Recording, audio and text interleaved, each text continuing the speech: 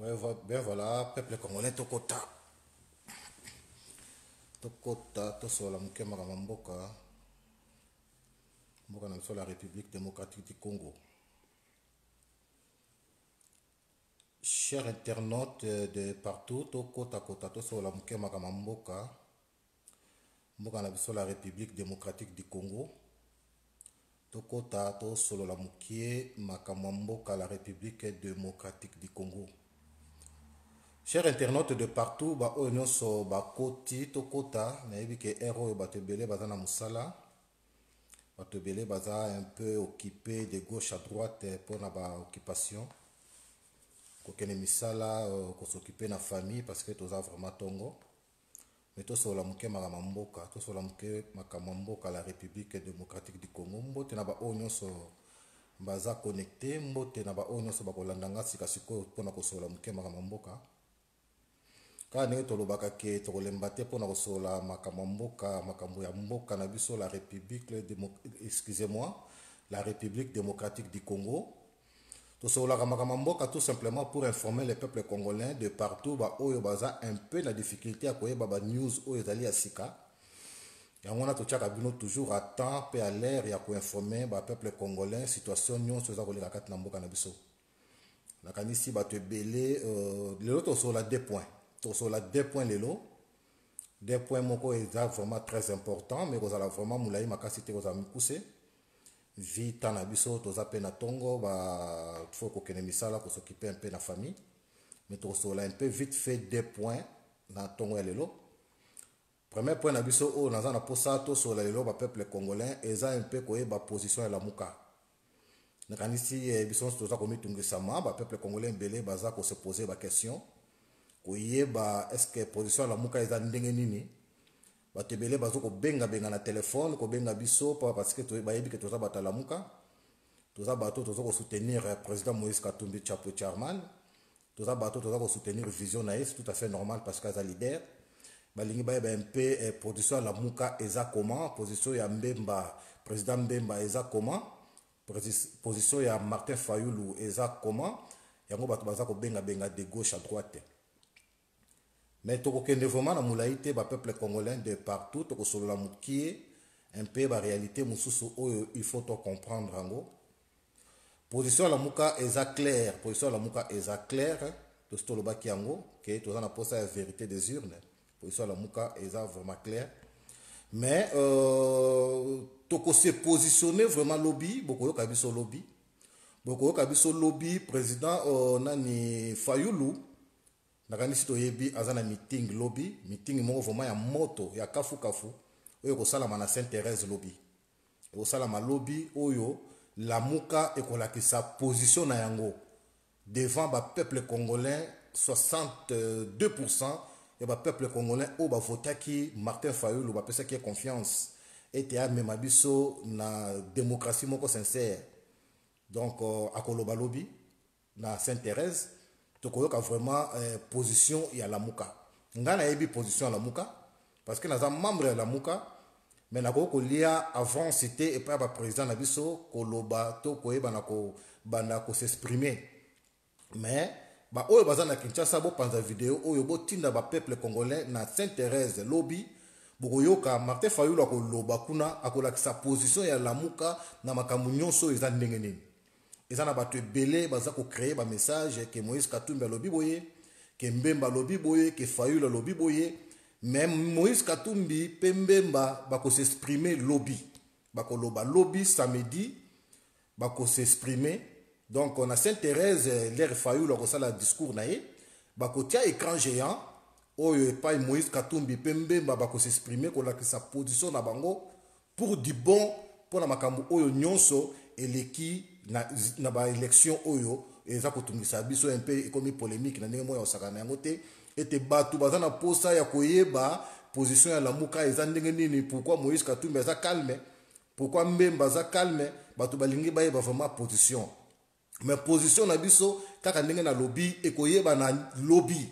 lobby samedi eza jour moko kafu oyo biso batala muka tokola sa position na biso bokoyeba yango lobby ndenge nini oyo biso to décider pona koyeba kotambolisa mboka na biso la République démocratique du Congo. Est-ce que tokozala d'accord ya ko s'affilier na Félix Tshisekedi? Bien sûr, ba irne na biso ezalaki volé. Bien sûr, toza komona clarté. Est-ce que tokolinga ete to sangana to koma mutu moko to marcher ensemble, ou bien position na biso et kozala vraiment position moko catégorique ya vérité des urnes. Yango na toyebisi bino ba peuple congolais bozala motema moto te bokitisa motema lobi nde ezali journée ya suka. Lobi eza journée ya suka oyo bokoyoka président na biso Fayulu liboso na Sainte-Thérèse akoloba. Oyo akoloba ezali maloba oyo biso ba membre nyonso ya lamuka tokolanda. Na répéter na lobi boye. Fayulu akoloba, président Fayulu akoloba lobi na Sainte-Thérèse. Akolaki sa position ya batu ya lamuka. Position na biso eza ndenge nini. Mbote ndeko Shuder, Mavungu Claude et pas ozali. Na répéter na lobi ke batu ebele bazoko mitungisama. Bazoko komela biso, bazoko benganga na téléphone. En tout cas na ozo baku de fil ebele. Que bino batalamuka position na bino eza ndenge nini. Pourquoi Moïse Katumbi azoko lobate azoko réagir te? Pourquoi Mbemba azoko réagir te? Tolingai kotika temps au temps, tolingai kotika temps. Alors moment maintenant ekoki oyo biso bato lamuka, tolingi ko s'exprimer ko la ba peuple congolais position na biso. To ko la sabino position na biso lobby meeting ya munene oyo kozala na Sainte-Thérèse.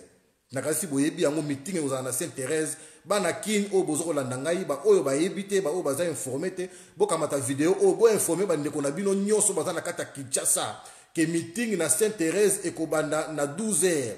Ange Nord na peso mbote pa ozali dia Congo. Meeting ezobana na 10h samedi lobby na 10h na Sainte-Thérèse et pa oyo président Fayulu a ko s'exprimer pour la sa position ya lamuka. L'air à s'exprimer et ici à couper sa sous parole et pas à Moïse Katumbi Chapo Charman, les leaders des leaders à partir de Bruxelles et pas à Azali, à qu'on un écran géant pour s'exprimer pour sa position définitive. Après on a même les sous à Koloba pour sa position définitive na biso oyo lamuka tozu décision nini torosal. Ba polémique et les belé na réseaux sociaux. O même balobi boye. Pour intérêt à Congo, ça va tout s'affilier na Félix, au Moïse à Lobi Boye, pour intérêt à Congo, tout s'affilier, Boye Boye, interprétation et bimi et belé. Mais na lingine ebi sabino, interprétation nyon se ça ko bima na réseaux sociaux et ça faux. Bokwanga. Depuis ma kambo élection oye bimi Moïse Katumbi na Mbemba balobi eloko moko te pe bakomi eloko moko te na Twitter to na internet eloko moko balobi te. Boko anga balobi eloko moko te. Nyonso bozo mona ezali ba interprétation ya ba réseaux sociaux pona koyeba kotia polémique eloko moko balobi ezate. Alors première fois o bakoloba ekozala lobby na Sainte-Thérèse. Boya lobby boyoka bino moko na matoyi position na biso batalamuka ekozala ndenge nini. Oyo bango bakoloba nde biso nyonso ba membre tokolanda. Soki bango ba décider ete to sangana na Félix Tshisekedi président tokoto sa tokolanda parce que bango baza ba leader oyo ya biso. Soki bango batikali catégorique pour la vérité des urnes ekotika la bongo pe biso ba membre tokolanda vision wana. Et pas Benika Chama et pas ozali na peso mbote mobundela mboka mwana Moïse Katumbi Chapwe na répéter na lobby te lobby nde jour ya suka lobby jour ya suka o toko boma ba polémique nyonso biloba loba eloba mingi na réseaux sociaux mais jusque là Moïse Katumbi na Mbemba ba se prononcer te ba lobby loko moko te ba message nyonso bozomona na réseaux sociaux o Moïse akomi boye o Mbemba akomi boye eza lokuta o Matungula akomi boye o Muzito akomi boye eza lokuta tout wana eza lokuta. Alors vérité bokoye tokoye ba lobby vérité tokoye bokoye ba lobby na meeting oyo kozala na Sainte-Thérèse nini o Moïse Katumbi akoloba nini oyo Fayulu akoloba Mafa 4 akoloba nini oyo mbemba koloba oyo bango bakoloba yango biso batu ya ensemble toko adopter pe kotika la bongo ndenge balobaka na église iyo ingeta soki balobi ete tozala nsima ya Félix soki bakonzi na biso badeside bongo Moïse Katumbi soki adeside bongo pe Fayulu pe Mbemba biso batu ya ensemble tout oyo tozali na kati intendit de la République démocratique du Congo pe na diaspora toko respecter yango toko landa parce que baza ba leader na biso toza na kati ya vision ya Moïse toza ba moïsologue tozo vivre na idée na ye na idéologie na ye soki bango bazwi décision balobi ke non toza na posa ya alternance moko boye transparent toboyi tricherie toboyi boye nyonso bango bakoloba biso tokotosa yango tokolanda yango tosengi video oyo ezala partager tozala lobby biso nyonso na Sainte Thérèse mais ba oyo bavandaka misika lokola na Europe to na diaspora vraiment bozala vraiment attentif na internet na ba réseaux sociaux bokoyoka décision ya suka oyo Moïse Katumbi Chapwe Charman bakoloba pona ba polémique wana esila Mama Françoise Yema na kati Anvers na peso mbote nga na yebi déjà eloko ekoleka na yebi déjà décision na biso batalamuka mais ce n'est pas à moi de le dire parce que naza président ya lamuka te naza pe porte-parole ya lamuka te mais natikeli ba président bango moko baloba nini oyo bango ba décider bolanda ba polémique oyo lobamaki na réseaux sociaux te bobosana yango wana ezalaki message ya liboso oyo nalingaki na informer ba peuple congolais message ezobimebele na ba réseaux sociaux tolanda yango te to ignorer yango nga nazokoloba yango na muta lamuka naza muta ensemble Moïse Katumbi akomelo komoko te na réseaux sociaux Mbemba komelo komoko te oyo nyonso ezokomama c'est du mensonge wana eza message ya liboso message ya mibale nalingaki naloba ezali tout simplement pona koyeba kokanisa mémoire ya père ya démocratie ya République démocratique du Congo nakanisi tokokobosana te bien sûr combat na biso toza na père ya démocratie oyo lelo oyo soki tokomi kosala combat tokoloba yango eza idéologie na ye même ata lelo oyo ba président na biso ba Moïse Katumbi bakoti na kata combat ya koyeba ko libérer peuple congolais parce qu'il y avait quelqu'un qui a lutté oyo abengami na kombo ya papa na biso Etienne Tshisekedi wa Mulumba oyo akokisi lelo 2 ans jour pour jour oyo akufaki jour oyo azongisaki molimo na ye pa ya Nzambe le 1er février 2017 yango message na ngai nalingaki na sala au nom de la démocratie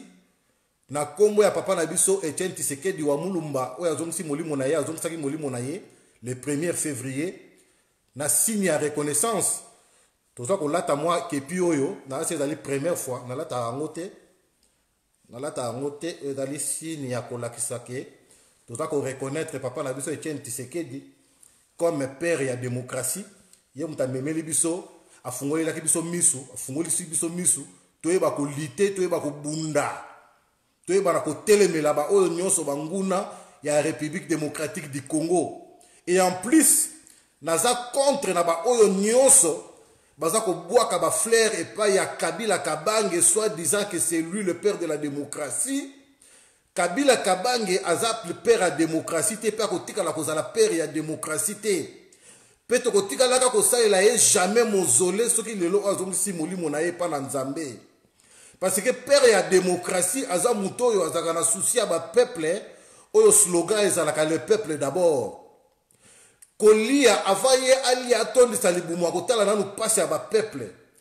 avant nanu atondisa ba compte na ye akoma milliardaire akotala nanu pasi ya ba peuple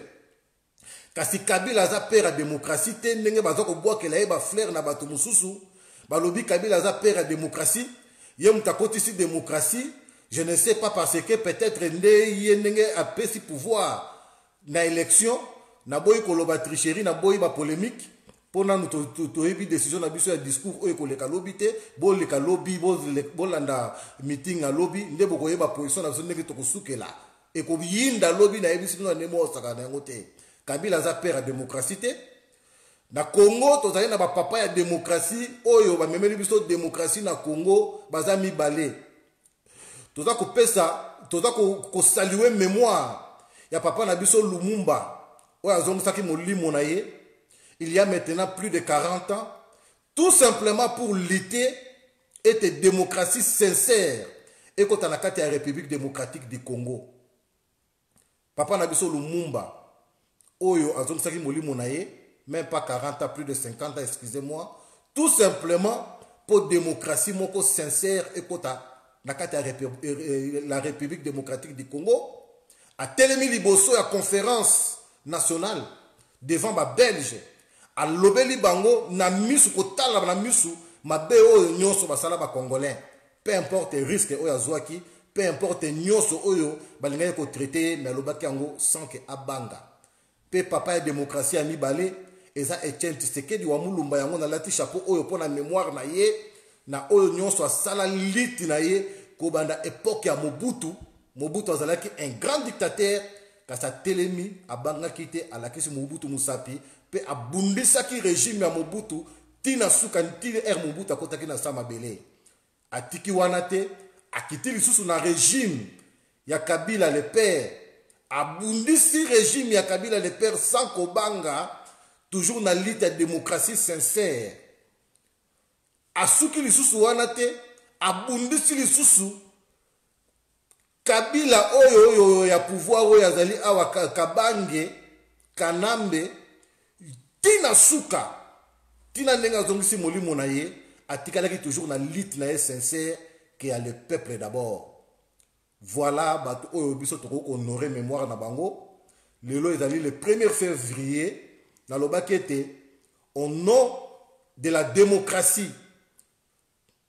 na la vidéo oyo tout simplement pour rendre hommage ya papa na biso Etienne Tshisekedi wa Mulumba lelo akokisi 2 ans jour pour jour oyo date oyo akufaki le 1er février azongisaki molimo na ye epai na Nzambe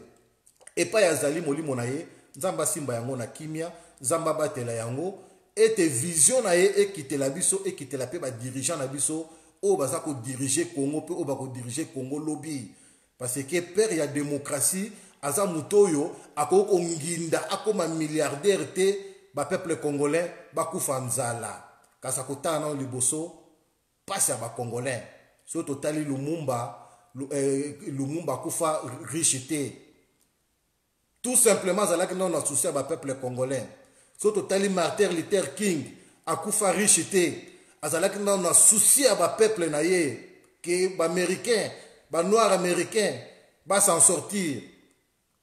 azalaki na posta teka ko manano milliardaire so totali papa Etienne Tshisekedi akufi azana mutambongo te et je ne pense pas aussi na compte papa Etienne Tshisekedi akufi atika ta 500 000 oyo tout simplement parce que azalaki na posta le peuple d'abord mais so azalaki na posta anginda akoma pe milliardaire a travailler na ba gouvernement no soana akoyi ko sala yango tozo senga Nzambe akota pe na ba dirigeant oyo ya mikolo oyo batala nanu intérêt ba peuple oyo babengi le peuple d'abord wana ezalaki vidéo na lobaki na sala tout simplement pour honorer la mémoire excusez-moi pour honorer la mémoire ya papa na biso Etienne Tshisekedi wa Mulumba oyo akufa il y a maintenant 2 ans jour pour jour le 1er février 2017 lelo esali 2 ans jour pour jour. Voilà rappel ya muke na ba oyo bakoti sikoyo lobby ezali benda bika ya jour oyo biso lamuka tokolakisa position na biso pona makambo oyo ya élection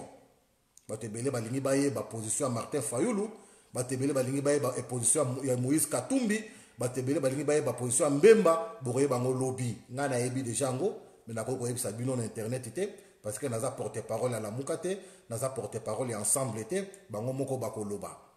na meeting ekozala lobby na Sainte-Thérèse ekozala benda bika boya ebele na meeting boyoka écran géant ekozala Moïse Katumbi ko s'exprimer Mbemba ko s'exprimer ekozala décision moko définitive oyo lamuka akozwa pour na makambo oyo. Est-ce que nous allons marcher ensemble avec Félix ou bien tokokota na opposition moko radicale à l'américaine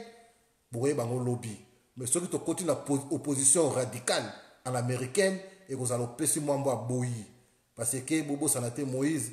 c'est un grand homme et so Talimbemba aussi ba jeté